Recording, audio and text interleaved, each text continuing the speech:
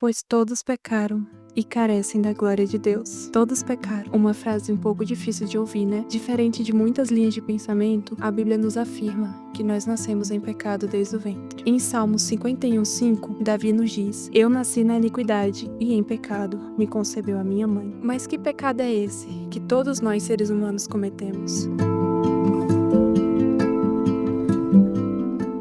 A palavra pecado, no hebraico e no grego, significa errar o alvo. Depois da queda do homem, nós herdamos em nós a natureza pecaminosa de transgredir a lei, da desobediência, da rebelião contra Deus. E por termos nascido no pecado, nós só sabemos pecar e nada além disso. Sem a graça, não temos como dizer que somos salvos ou que nós somos limpos de alguma forma. Porque a palavra nos afirma que até as nossas boas obras são coisas ruins. Não conseguimos nos salvar por nós mesmos, pelas nossas próprias obras, porque a palavra já nos diz, elas são más. O nosso coração é enganoso e os nossos caminhos são tortuosos. Em Provérbios 29, a palavra vai dizer: quem pode dizer, purifiquei o meu coração, limpo estou do meu pecado? E ainda mais em 1 João 1:8, se dissermos que não temos pecado nenhum, a nós mesmos nos enganamos, e a verdade não está em nós. E por termos herdado a natureza de Adão, nós erramos contra Deus em todas as nossas obras. Sem a graça, até as nossas boas obras, aquilo que nós fazemos e achamos que é coisa boa, a Bíblia nos afirma, não é. São coisas ruins. Em Isaías 64:6, a Bíblia nos diz: mas todos nós somos como um imundo, e todas as nossas justiças como o trapo da imundícia. Todos nós murchamos como a folha, e as nossas iniquidades, como um vento, nos arrebatam. Sozinhos não conseguimos sair desse mundo sujo, pecaminoso, cheio de obras más, de intenções más, de ações más. Sem Deus, quem de nós pode dizer que somos bons ou que algo bom vem de nós? E precisamos nos lembrar que,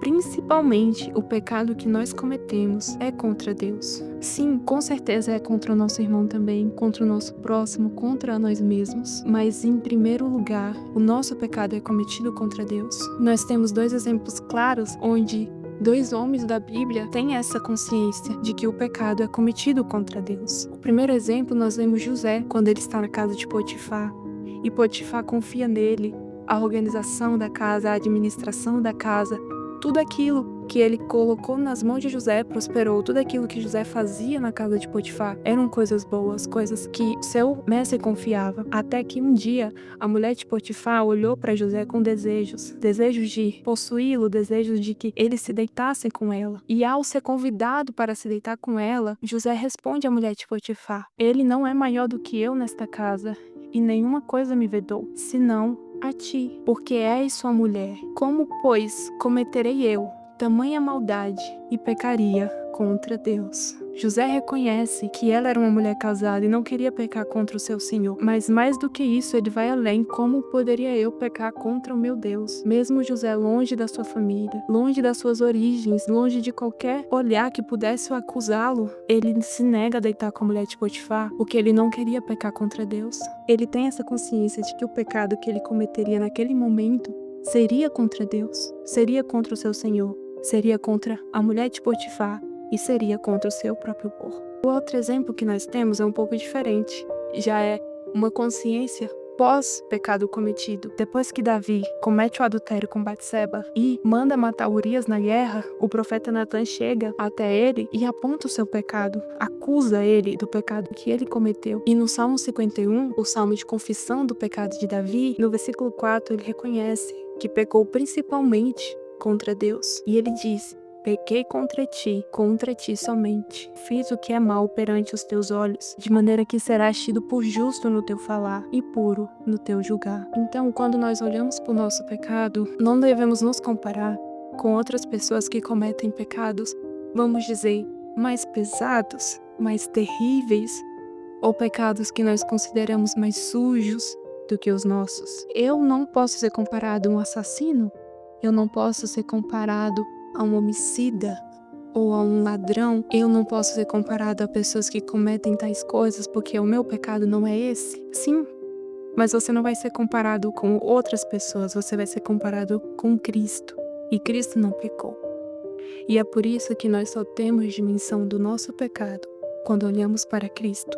Quanto mais conhecemos a Deus, quanto mais vemos a sua luz, a sua verdade, a sua pureza e santidade, nós olhamos para nós mesmos e vemos o quanto nós somos o pó, quanto nós estamos em densas trevas, quanto nós somos necessitados dessa redenção, dessa salvação. O Espírito Santo que habita em nós através da graça, através do presente que Ele nos enviou, nos convence do pecado. Então nós, como cristãos, temos sim que olhar para o pecado com essa angústia, com essa dor, com esse arrependimento, porque Cristo pagou um alto preço por nós. E só olhando para quão sujo o pecado é, nós conseguimos ter a dimensão de quanta maldade, quanta perversidade há em nós. E só vamos conseguir isso quando buscarmos conhecer a Deus, dia após dia, noite após noite, um relacionamento diário com Deus. Um relacionamento que nos leva ao arrependimento, uma verdade que nos constrange, a graça que nos constrange. Muitas vezes nós achamos que estar na presença de Deus é quando nós nos sentimos bem, quando nós nos sentimos acolhidos. Quantas vezes nós não falamos: nossa, não me senti bem nesse lugar, ou as pessoas não me entenderam nesse lugar, as pessoas não me acolheram, eu me senti sujo, senti que me julgaram, senti que falaram de mim. E a palavra vem para nos confrontar, vem para falar o quão errados nós somos, quão ruins nós somos, o quão hipócritas nós somos. Cristo diz: eu não vim para os sãos, eu vim para os que estão doentes. Então, se a palavra não te confronta dessa forma, algo precisa acontecer dentro de você para que você entenda o quão falho é. Cristo está aqui para te abraçar, sim, te abraçar por meio da graça, por meio do sacrifício.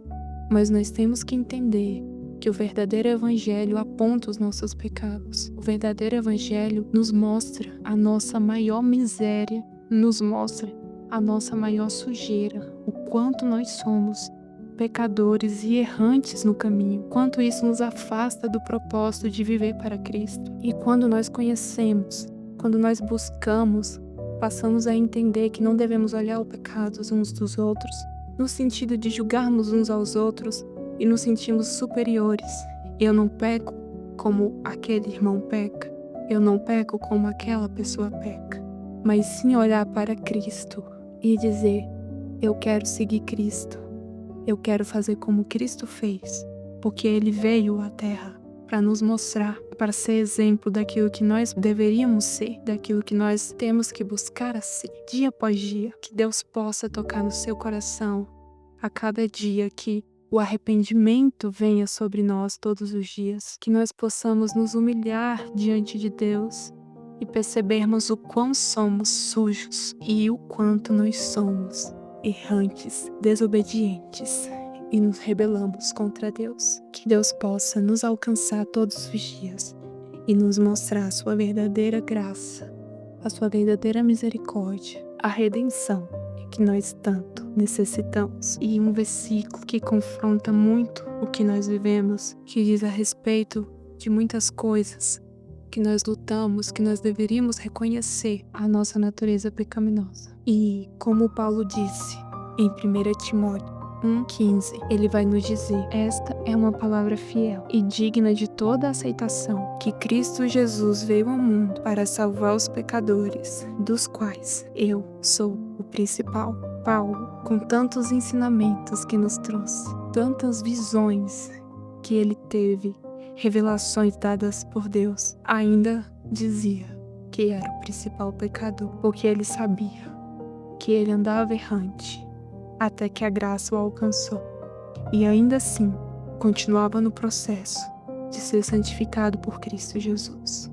Que nós possamos ter em nosso coração essa palavra fiel, a palavra de Cristo, e vermos que nós somos pecadores, nós somos falhos, mas que a graça nos alcança, que há um propósito para vivermos e que nós possamos fazer parte desse propósito que vem de Cristo Jesus. Que nós possamos nos arrepender e voltarmos a Cristo todos os dias. Que a graça de Deus esteja convosco até os últimos dias.